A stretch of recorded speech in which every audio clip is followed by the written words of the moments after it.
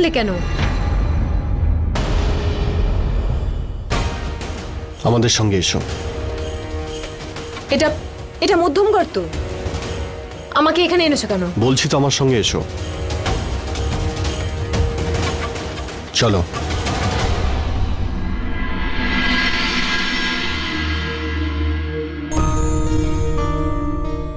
মা,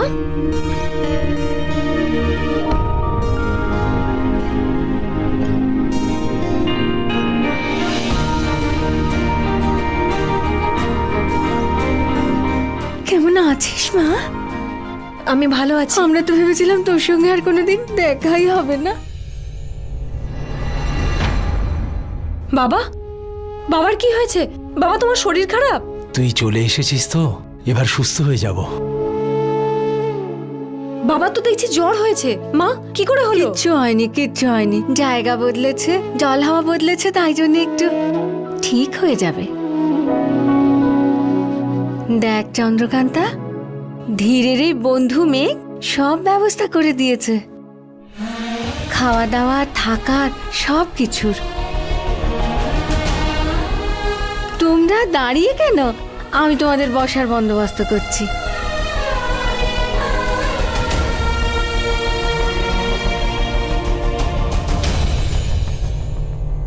রানীমা, আমি এক্ষুনি নিজে চোখে দেখলাম ধীর চন্দ্রকান্তাকে নিয়ে এক্ষুনি কোথায় চলে গেল।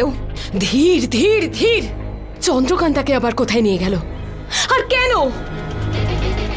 রানীমা, আমি আপনাকে বলেছিলাম না যে ধীর চন্দ্রকান্তার বাবা মাকে মধ্যমগড়ে লুকিয়ে রেখেছে। আমার তো মনে হচ্ছে হয়তো ধীর ওকে ওর বাবা মার সঙ্গে দেখা করানোর জন্যই নিয়ে গেছে। ইরাবতী, তোর এই দাসী তোর মাথার উপর উঠে নাচছে কেন?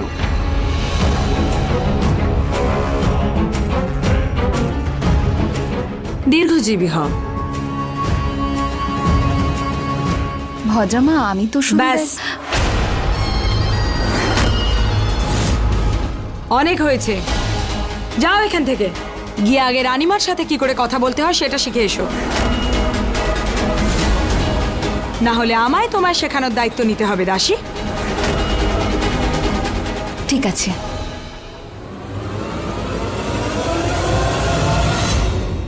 দাসী, এবার এই দাসী তার আসল রূপটা দেখাবে, দেখে নেবেন। ভদ্রমা চম্পা একদম ঠিক বলছে। ধীর চন্দ্রকান্তাকে মা বাবার কাছে নিয়ে গেছে। এবার কি করব? সেটা আমি জানি ইরাবতী, কিন্তু আজ একটা কথা তুইও শিখে নে। কখনো তোর কোনো দাসীকে এটা কোনোভাবে জানতে দিবি না যে তুই কোনো খবর জানিস না। এমন ভান করবি যেন তোর নজর সব দিকে আছে। আচ্ছা, কিন্তু চন্দ্রকান্তা ওখানে মা বাবার কাছে, আর আপনি তো বলেছিলেন যে পূর্ণিমার 2টো প্রহর এখনো বাকি, তার মধ্যে অর্ধেক প্রহর পেরিয়ে গেছে। এখনো একটা প্রহর বাকি আছে। রানীমা, রানীমা, ক্ষমা করবেন, অনুমতি ছাড়াই ঢুকে পড়েছি। রাজ দরবারে ভয়ঙ্কর বিপদ হয়েছে। আবার কি বিপদ হলো? এই না, না বাবা। বাবা, আমি কিন্তু তোমার উপর খুব রেগে আছি। তোমার এত শরীর খারাপ হয়েছে আর আমাকে একবারও খবর দিলে না। তুমিও আমাকে কিছু জানালে না। তুমি জানতে যে বাবা মা এখানেই আছে। কবে থেকে অসুস্থ বাবা? না মা, স্বামীর সঙ্গে এভাবে কথা বলতে নেই।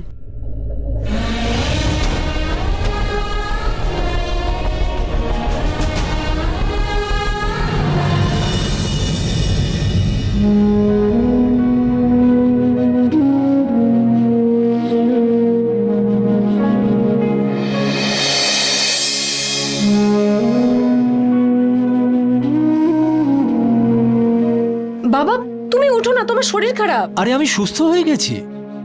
তুই এসে গেছিস, দেখ আমি সুস্থ হয়ে গেছি। হঠাৎ কি করে? মায়া শক্তি, তোর হাতে মায়া শক্তি আছে যে, তার জন্য আমি পুরোপুরি সুস্থ হয়ে গেছি। বাবা ধীর, তুমি আমাদের এখানে প্রথমবার এলে, তোমায় আজকে এখানে খেতে হবে কিন্তু। চল মা, আমার সাথে চল।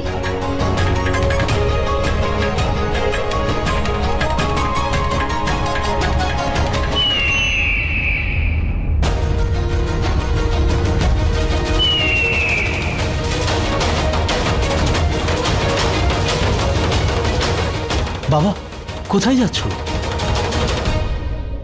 চন্দ্রকান্তা, তোর আর ধীরের মধ্যে সবকিছু ঠিক আছে তো? তোমার কি মনে হয়? আমার মনে হচ্ছে তোদের দুজনের মধ্যে ঝামেলা চলছে। দেখ মা, ধীর খুব ভালো মানুষ, আমাদের কত খেয়াল রাখে। দুই রাজ্যের শত্রুতার কথা ভুলে যা মা। তুই নিজের ঘর সংসার সামলা। ও নিজের কর্তব্য পালন করছে, তুই তোর কর্তব্য পালন কর। হ্যাঁ মা, এবার সময় এসে গেছে ধীরকে নিজের মনের কথা বলার। চন্দ্রকান্তা, আমাদের এই মুহূর্তে রাজমহলে ফিরে যেতে হবে। কেন, কি হয়েছে? তা আমি বলতে পারবো না, ওখানে গেলেই জানতে পারা যাবে। কিন্তু হ্যাঁ, কিছু তো একটা নিশ্চয়ই ঘটেছে। মা তুই যা, তুই আমাদের কথা ভাবিস না। আমি আর বাবা ভালোই থাকবো। আর শোন, আজ থেকে শ্বশুর বাড়ি তো নিজের বাড়ি, আর শাশুড়ি মা হলো আপন মা। আমি খুব তাড়াতাড়ি ফিরবো মা, তোমরা দুজনে ভালো থেকো। আর আমি যখন ফিরে আসবো তোমার মুখে এই হাসি দেখতে চাই। যা। চলো।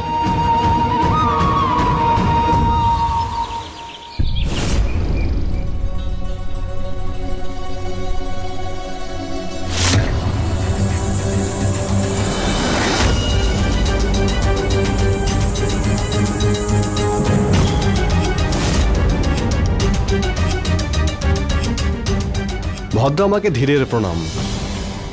মা, তুমি আমাদের হঠাৎ করে ডেকে পাঠালে কেন?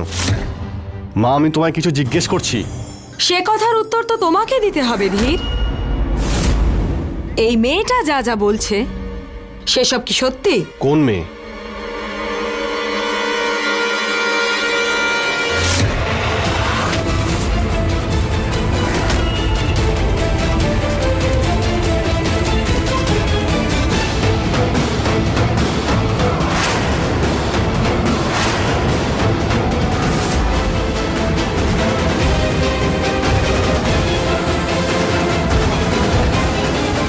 তুমি এখানে? তোমার মনে আছে রাজকুমার, যে গয়না নামের কোনো মেয়েকে তুমি চেনো? আমি তো ভাবলাম তুমি রাজকুমারী আসার পর আমাকে ভুলেই যাবে। তুমি এখানে কি করছো?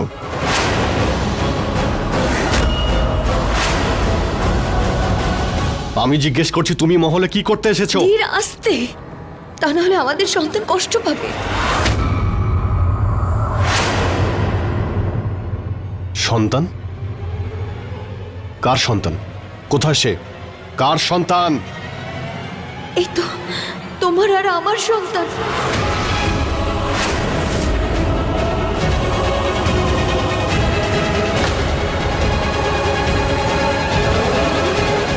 এ কি করলে তুমি ধীর? বিজয়গড়ের মান সম্মানে তুমি এত বড় কলঙ্ক কি করে লাগাতে পারো?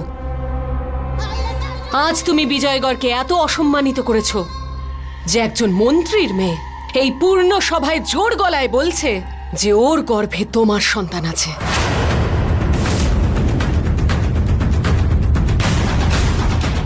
মা, তুমি এসব কি বলছো? এ মিথ্যে কথা বলছে। কোনো মেয়ে যদি তোমায় এসে বলে তার গর্ভে আমার সন্তান রয়েছে, তাহলে তুমি তাকে বিশ্বাস করবে? ধীর, আমি কোনো সাধারণ মেয়ে নই, আমি গয়না। ভুলে গেছো সেই রাত সূর্যগড়ে যাওয়ার আগে তুমি আমার কাছে এসেছিলে?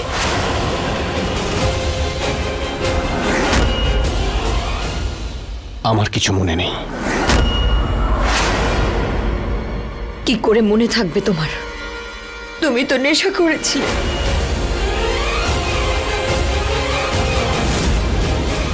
মেঘ, তোমার তো নিশ্চয়ই মনে আছে সেদিন সূর্যগড়ে যাওয়ার আগে তুমি ধীরকে কিছু বলছিলে, মনে করো? ধীর, চলো, আমাদের সূর্যগড়ে ফিরতে হবে। মেঘ, এখন যাওয়ার সময় নয়, ফুর্তি করার সময়।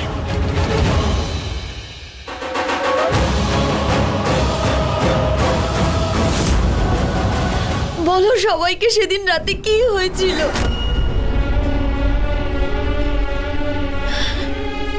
চম্পা, তুমি তো সেই রাতে ওখানে ছিলে, তোমার তো সব মনে আছে তাই না? কি কি হয়েছিল আমি তো তোমাকে সব বলেছিলাম তাই না? বলো না চম্পা। হ্যাঁ, তুমি তো বলেছিলে। তারপর তুমি আমাকে কি বলেছিলে? এই যে ধীর আর তোমার মধ্যে আর যা যা হয়েছে, আর তা যদি সত্যি হয় তাহলে রানীমা তোমাকে ছাড়বেন না। মর্যাদা ভঙ্গ করার অভিযোগে তোমাকে অবশ্যই শাস্তি দেবেন। হ্যাঁ, সেই রাতে তো মর্যাদা ভঙ্গ হয়েছিল। নাও, এসে গেছি আমি। যা শাস্তি দেওয়ার আমাকে দিয়ে দিন। ভুল আমি করেছি। বলুন, কি শাস্তি দিতে চান আমাকে? তুমি আমার কথা বিশ্বাস করো মা, ওই রাতে কি হয়েছিল সত্যি কিছু মনে নেই আমার। এই মেয়েটা মিথ্যে কথা বলছে। একজন মেয়ে পূর্ণ রাজসভায় মিথ্যে কথা বলতে পারে না রানীমা। রানীমা, এই মেয়েটির গর্ভে আপনার বংশের উত্তরসূরি রয়েছে। নিয়ম অনুযায়ী আপনি একে শাস্তি দিতে পারেন না। রানীমা, এই মহলের নিয়ম অনুযায়ী রাজকুমারের প্রথম সন্তানই বিজয়গড়ের উত্তরাধিকারী হবে। কিন্তু এটাও তো হতে পারে যে বিজয়গড়ের উত্তরাধিকারী এই মেয়েটার গর্ভে আসার আগেই চন্দ্রকান্তার গর্ভে এসেছে। যখন এদের ফুলশয্যাই হয়নি, তাহলে সন্তান কি করে আসবে? চম্পা, তুমি মাঝখানে কথা বলো না। প্রহরীরা, নিয়ে যাও একে।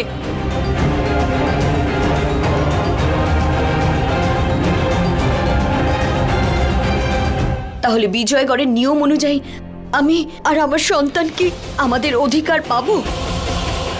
অধিকার পাওয়া উচিত রানীমা, অধিকার পাওয়া উচিত। পাওয়া উচিত। শান্ত হও। বিজয়গড়ের রানী বিজয়গড়ের নিয়ম ভাঙবে না, তার পালন করবে। যদি ওই মেয়েটার গর্ভে আমার ধীরের অংশ থাকে তাহলে ধীর ওকে অবশ্যই বিয়ে করবে।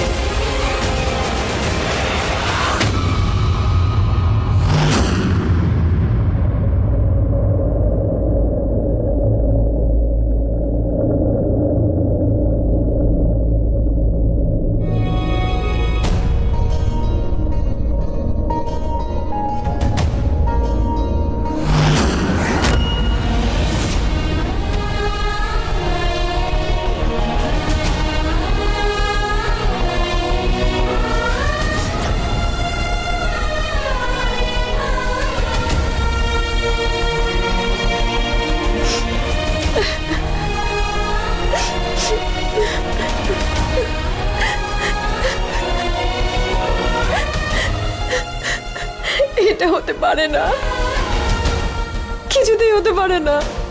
চন্দ্রকান্তা, চন্দ্রকান্তা, তুমি এভাবে কেঁদো না চন্দ্রকান্তা। আমি কারোর সাথে কোনো কথা বলতে চাই না। চন্দ্রকান্তা, ওঠো। তুমি যাও।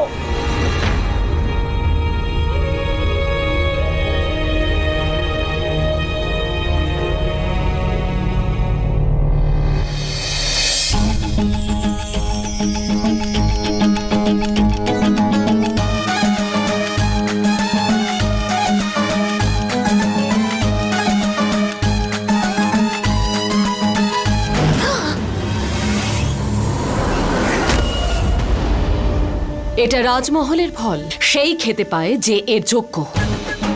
আমার নাম গয়না। আপনার ছেলের মতে আমার মতো কেউ হয় না, তাই জন্যই তো এই মহলে দাঁড়িয়ে আছি। তার মানে এই মহলের যোগ্য, তাই না? আচ্ছা, তাহলে মন্ত্রীর মেয়ে রানী হতে চায়? না না না না, আপনার মহল আপনার কাছেই থাক বরং। আরে, একটা খাপে দুটো তরোয়াল দেখেছেন কখনো? মানে একটা রাজমহলে দুটো রানী রাজত্ব চালাতে পারে নাকি? পারে না তো। তাহলে একটা কাজ করুন, বিজয়গড়ের উত্তরের দিকে যে মহলটা আছে সেটা আমাকে দিয়ে দিন। আমার ওজনের সমান 10 গুণ সোনা, একটা সুন্দর বিছানা, আর প্রচুর অর্থের ভান্ডার, আর তার সাথে দাসীদের আনাগোনা, আর একটুখানি ভালোবাসা আর সম্মান। চুপ! রানী হওয়ার স্বপ্ন দেখিস না? এখনো তো দেখিনি, তবে এখন ভাবছি একটু দেখেই নি। আচ্ছা, মহলে ঢুকতে না ঢুকতেই রূপ বদলে ফেললি? রূপ বদলাইনি রানীমা, ভাগ্য বদলে গেছে। আর এ হলো আমার ভাগ্যের লাড্ডু। আরে আপনি আমাকে অভিনন্দন জানাবেন না? আমি যে মা হতে চলেছি। কত আনন্দ হবে যখন সবাই আমাকে ভালোবেসে রানী মা বলে ডাকবে। এই মহলে পা রাখার সাথে সাথে রানী হওয়ার স্বপ্ন দেখতে শুরু করে দিলে। না রূপ আছে না গুণ, তারপরেও রানী মা।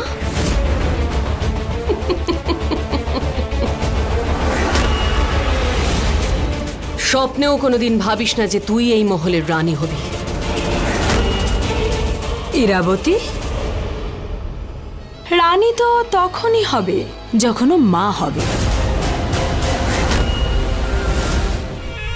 এই মহলে আসার পর আজ আমার সত্যি খুব আফসোস হচ্ছে। যদি ওই রাতে ধীর আর আমার মধ্যে সত্যি কিছু হয়ে যেত, আর আমার গর্ভে যদি ধীরের সন্তান জন্ম নিত,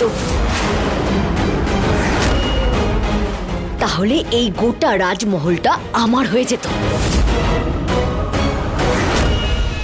না না না না না না, গয়নার আপনার মতো শাশুড়ির প্রয়োজন নেই। বাস শুধু ওইটুকুই দিয়ে দিন যা আপনি দেবে বলেছিলেন। মহল, সোনা, বিছানা স্বামী নয় অন্য কোথা থেকে খুঁজে নেব।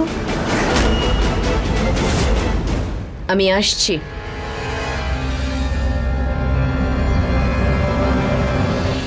আমরা এই মেয়েটাকে মহলে তো নিয়ে এলাম, কিন্তু এবার আমরা কি করব? এবার যা করার চন্দ্রকান্তা করবে।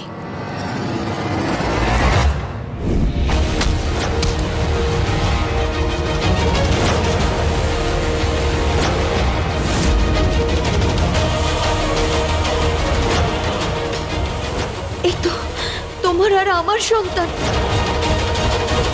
উমাং, আমি বললাম তো যাও, আমি বললাম তো। একদম ছোবে না আমাকে। তুমি আমার কথা তো শোনো। আমি কিচ্ছু শুনতে চাই না। যাও এই মেয়েটার কাছে, যে তোমার সন্তানের মা। দেখো, সেই রাতে কি হয়েছিল আমার কিচ্ছু মনে নেই। হতে পারে মেয়েটা মিথ্যে কথা বলছে। ওর কথা মিথ্যে আমি তখন ভাবতাম যদি তুমি সত্যি বলতে। আমি তোমার ভদ্রতা খুব ভালো করে জানি। আমার সঙ্গে মেশার আগে তুমি কেমন ছিলে তা জানি। হ্যাঁ হ্যাঁ, সে অন্য ধীর ছিল। এটা সত্যি যে আমি আগে অন্যরকম ছিলাম, কিন্তু এখন আমি বদলে গেছি। তুমি আমার কথাটা তো একবার শোনো। তুমি বদলে গেলেই তোমার অতীত বদলে যাবে না। তোমার অতীত তোমার মহলেই রয়েছে, তোমার ভবিষ্যৎকে নিয়ে। ওর গর্ভে তোমার সন্তান, তোমার সঙ্গে ওর বিয়ে হবে, কিন্তু আমার কি হবে? আরে ওর সঙ্গে তো আমার বিয়ে হয়নি, আর আমি মানিও না যে গর্ভবতী। চন্দ্রকান্তা, সেই রাতে কি হয়েছিল সত্যি আমার কিছু মনে নেই। তোমার তো কোনোদিনও কিছুই মনে থাকে না। মনে আছে তোমার?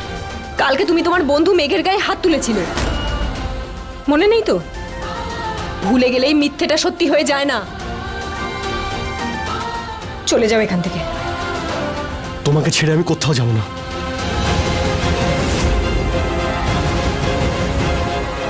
চন্দ্রকান্তা, আমার কথা তো শোনো। চন্দ্রকান্তা,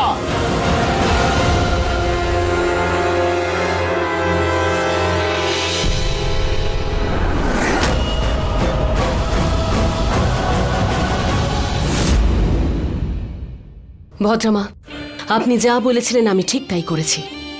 ওই লোভী আর অসভ্য মেয়েটাকে আমি ধীরের সন্তানের নকল মা বানিয়ে এখানে তো নিয়ে এলাম, কিন্তু এটা জানার পর চন্দ্রকান্তা মৎস্যগড়ের গুহায় ওই ল নিতে কেন যাবে? শুধু শেষ প্রহর বাকি এই শ্রাবণ পূর্ণিমার, কিন্তু জানি না চন্দ্রকান্তা কোথায় গেছে। চন্দ্রকান্তা সেখানেই যাবে যেখানে ওর যাবার কথা।